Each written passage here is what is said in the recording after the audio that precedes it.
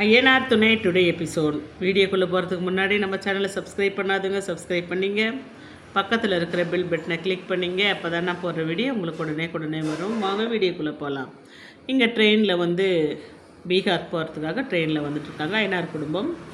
இங்கே பார்த்திங்கன்னா சோழன் வந்து கண்முழிக்கிறாரு. கண்முழிச்சு பார்த்தாக்கா நிலாவை காணும். இன்னும் நிலாவை காணுமேனு அவர் தேடின்னு வர்றாரு. தேடின்னு வந்து பார்த்தா சேரனும் நிலாவும் உட்காந்து பேசிகிட்டு இருப்பாங்க. என்னன்னு தூங்கலையா? இங்கே நிலா என்ன இங்கே வந்து உட்காந்து அண்ணன் தூங்கலை, கண்ணை முடிச்சு பார்த்தா அண்ணன் இல்லை, இங்கே பார்த்தா இங்கே வந்து உட்காந்துன்னு என்னென்னவோ யோசிச்சுட்டு இருக்காரு.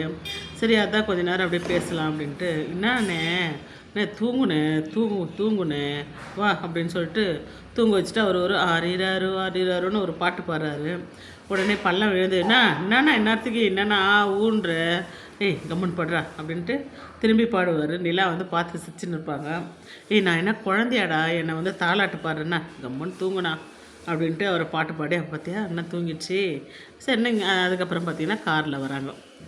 ட்ரெயின் விட்டு இறங்கிட்டு ஒரு ட்ராவல்ஸில் காரை பிடிச்சி நிலாவை சந்தாவை தேடிட்டு பீகார் மாநிலத்தில் அந்த ஏதோ ஒரு கிராமத்துக்கு வராங்க.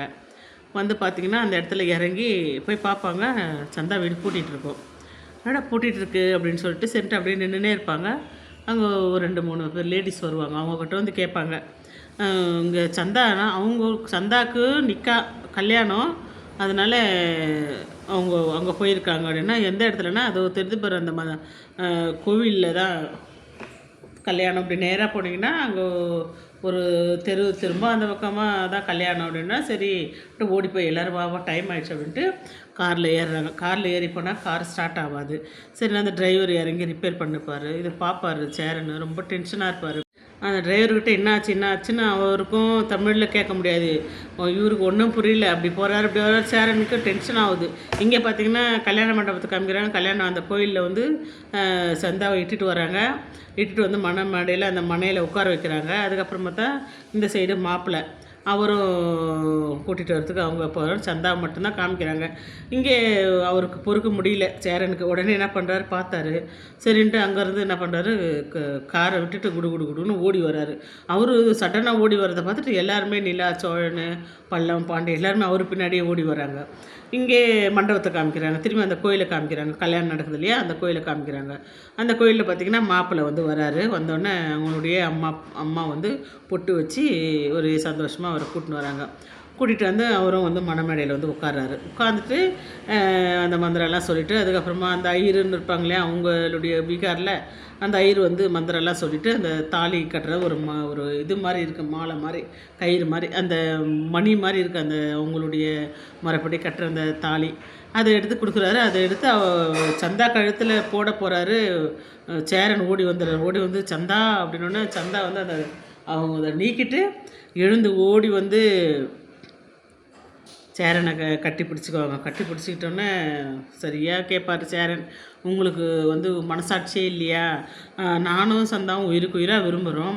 இப்படி இருந்தோம் நீங்கள் வந்து சந்தாவை வந்து இது மாதிரி கல்யாணம் பண்ணுறீங்களே, இது எனக்கு கொடுக்குறேன்னு சொல்லிட்டு இப்படி வாக்கு மாறுறீங்களே அப்படின்னோடனே, நான் தான் அன்றைக்கே சொன்னேன் உங்களுக்கு கொடுக்க மாட்டேன்னு, பொய் பேசாதீங்க, எங்களுக்கு கொடுக்குறேன் 6 மாதம் டைம் கொடுக்குறேன்னு சொல்லிட்டு இப்படி சந்தாவை அவசரமாக கல்யாணம் பண்ணுறீங்களே அப்படின்ட்டு பாண்டி கேட்பார்.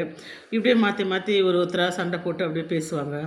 அதுக்கப்புறமா கை கலப்பு வந்துடும். இங்கே அந்த அனிஷ் வந்து சொல்லுவார், இங்கேருந்து போயிடு, இவங்கெல்லாம் சும்மா விட மாட்டாங்க, நீங்கள் வந்து போகிறது தான் நல்லது, இல்லைன்னா உங்களை ஏதாவது பண்ணிவிடுவாங்க, எனக்கு பயமாகுது பையா, நீ தயவுசெய்து இங்கேருந்து எல்லாரையும் கூட்டிகிட்டு கிளம்புங்க அப்படின்னா. என்ன அனிஷு நீயும் இப்படி பேசுகிற, நீ ஒரு வார்த்தை சொன்னியா அனிஷு, கல்யாணம் ஆகுதுன்னு என்னால் ஒன்றும் பண்ண முடியல பையா அப்படின்ட்டு அவருடைய பக்கத்தினுடைய சூழ்நிலையை அவர் வந்து பேசுவார். இப்படியே பேசிகிட்டே இருப்பாங்க. ஒருத்தரும் அப்படியே பேசினே இருக்கும்போது திரும்பியும் வந்து அவர் அந்த கழுத்தில் வந்து அந்த இது திரும்பி போட்டோன்னா உடனே தடுத்துட்டு சந்தா ஓடி வந்து சேரங்கிட்ட நின்றுவாங்க. சேரங்கிட்ட நின்றுனா சந்தாவோட அம்மா அப்பா என்ன பண்ணுவாங்க, திரும்பி பிடிச்சின்னு போயிட்டு அவங்கக்கிட்ட நிற்க வச்சுக்குவாங்க. இப்படியே மாற்றி சண்டை போட்டுனே இருக்கும்போது பார்த்திங்கன்னா ஒரு கட்டத்தில் அவங்க அப்பா வந்து சேரன்கிட்ட வந்து இதெல்லாம் ரொம்ப நல்லா இல்லைப்பா, எனக்கு வந்து என்னுடைய மான மரியாதையெல்லாம் போயிடும், தயவுசெய்து அவங்க சும்மா இருக்க மாட்டாங்க, உங்களுக்கு எந்த பிரச்சனையும் வேணாம், நீங்கள் இங்கேருந்து கிளம்பிடுங்க அப்படின்னு சொல்லுவாங்க. அதெல்லாம் முடியாதுங்க, நான் அங்கேருந்து போனால் சந்தாவோடு தான் போவேன் அப்படின்ட்டு சேரன் சொல்லுவார். அதெல்லாம் முடியாது. நான் தான் உங்களுக்கு கல்யாணம் பண்ணி கொடுக்க மாட்டேன்னு சொல்லிட்டேன்ல, போங்க. உங்களுக்கு கல்யாணம் பண்ணி கொடுக்கறதுக்கு எனக்கு விருப்பம் இல்லை. நீங்கள் என்ன தகுதியாக இருக்கிறீங்க உங்களுக்கு கல்யாணம் பண்ணி கொடுக்கறதுக்கு அப்படின்ட்டு அவரு பேசுவார்.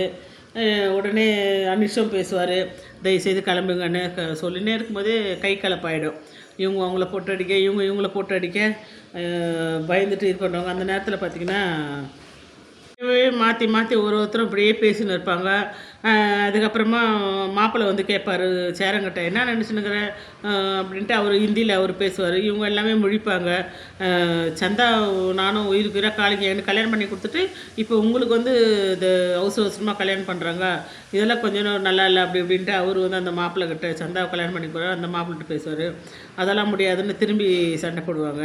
திரும்பி இழுத்துன்னு போயிட்டு மணமேடையில் உட்கார வச்சு அவரை திரும்பி தாலி கட்ட சொல்லுவாங்க. அப்போது சந்தா உடனே எழுந்து என்ன பண்ணுவாங்க, நான் வந்து முழுகாமல் இருக்கேன், ப்ரெக்னெண்ட்டாக இருக்கேன் அப்படின்னு சொல்லுவாங்க. உடனே சந்தாவோட அம்மா ஐயோ அப்படின்னு காதை பொத்திக்கிட்டு, என்ன உண்மையாக சொல்கிறியா இல்லை இதுலேருந்து இது பண்ணுறதுக்கு ட்ராமா நடிக்கிறியா அப்படின்னு கேட்பாங்க. இதோட இந்த எபிசோட் முடிச்சிருக்காங்க. நாளைக்கு